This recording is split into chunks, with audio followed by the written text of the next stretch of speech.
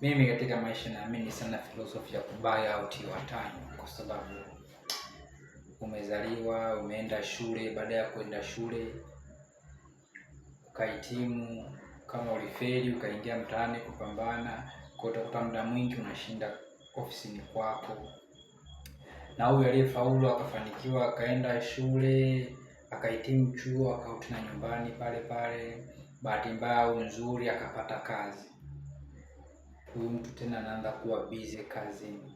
Kwa mwisho wa siku unajikuta kwamba hauna muda wewe na maisha yako. Ni kama nyumbani unaenda kwa ajili ya kupumzika, au ni sawa na mtu ambaye anaishi kazini anarudi nyumbani kutembea. Kwa sababu utakuta unarudi nyumbani usiku, asubuhi unaondoka, ile hata interaction na familia hauna mpaka Jumapili. Na kazi zingine watu wako busy sana, unakuta only time ambayo anakuwa available ni Jumapili, which means kwamba una raise generation gani? Kwa mwisho wa siku you need to find a way to buy your time. Ushasoma?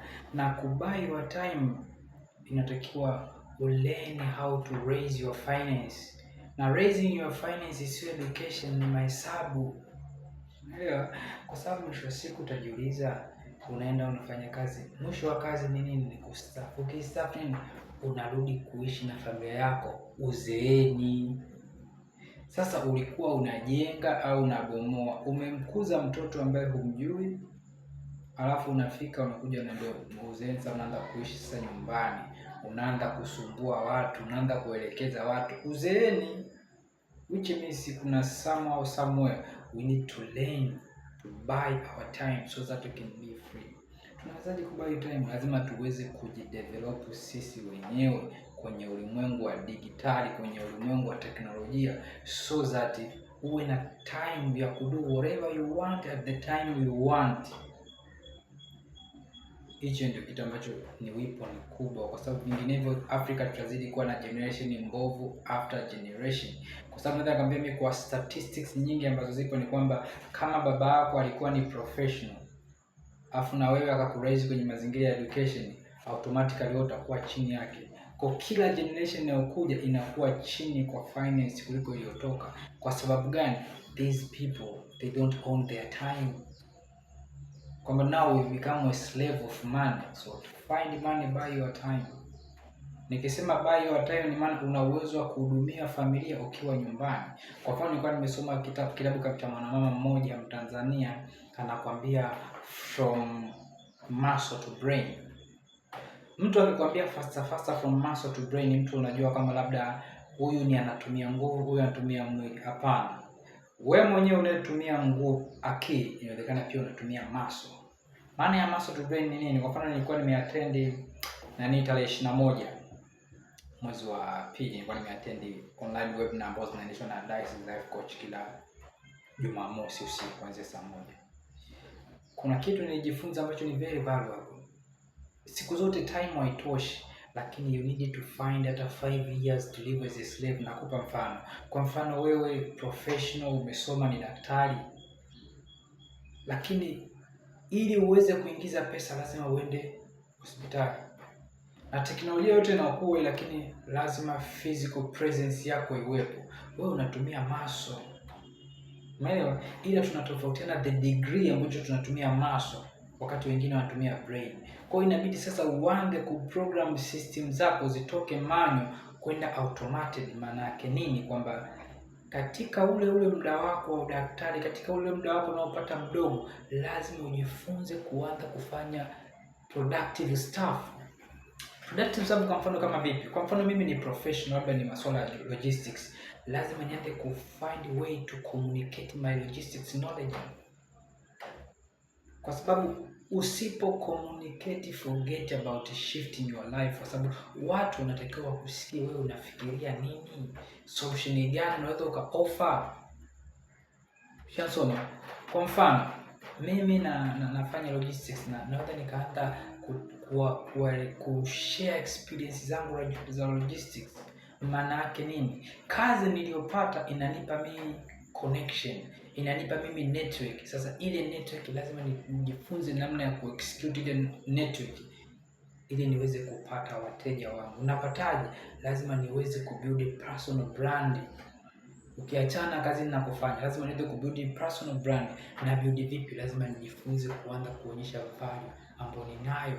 Kwa mfano, naweza nikaandika books, naweza nikaanza online kuelekeza changamoto ambazo watu wanapitia, ili inanijengea mimi audience, na inanijengea influence. Hata kama mtu alikuwa na search something about it, ananikuta. Kwa mwisho siku hata nikiwa kazini, naweza nikaendelea kupromote kitabu changu ambacho nimekiuza. Unaona? Kwa kumbe hata siku nisipoenda kazini au nikaacha kazi, I have a product ambayo naweza nikajiuza mimi nikiwa popote. Mwisho wa siku naanza kupata wateja mmoja mmoja ambao unaweza kumhudumia hiki, unaweza kumhudumia hiki. Una shift kwamba dependency kwa something, na unaanza kuwa diverse kwamba sasa naweza nikaishi bila kazi.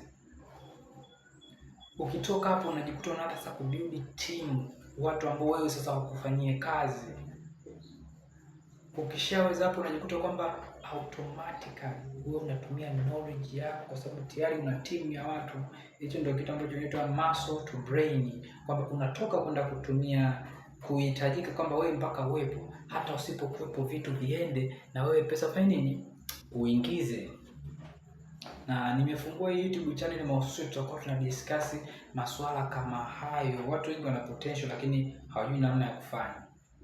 Mimi nafanya hichi kama kudocument maisha yangu au lesson ambazo nazileni, the more ninavyozidi kuhustle, kufight for freedom of doing whatever I want at the time I want. Kwa mfano kama right now nafanyia kazi nyumbani, I'm working with few clients, labda makampuni mawili matatu, lakini nafanyia kazi nyumbani, but I'm still have a way to go. Kwa mfano kukua kwenda katika level ambazo mimi nazitaka kuwa na document kila kitu, na share everything. Afu hata kama kuna mtu yote anataka labda tuungane, to share perspective, to discuss just normal talk. Unajua the more mtu mnapokuwa mna talk about something, the more una open your mind, kuliko ni kujifungia. Kwa mfano hata nikakaa hapa hata asubuhi mpaka jioni au hata wiki nzima sijatoka nje, kwa sababu gani? Niko busy na kazi nini.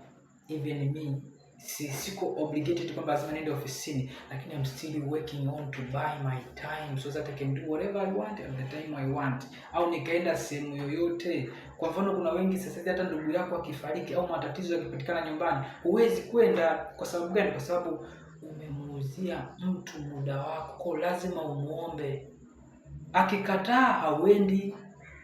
Mwisho wa siku tunajikuta tunagombana sisi kwa sisi. Huyu analombaya, huyu ndugu yetu aje misibani. Sio kwamba aje misibani, huyu ndugu yenu ameuza muda. Na moja kati ya vitu ambavyo Afrika tunataka sasa hivi ni kuanza kubuy our time. So ukishabuy time yako ndio utaweza kufanya kitu unachokifanya. At the end of the day bado familia haitetereki.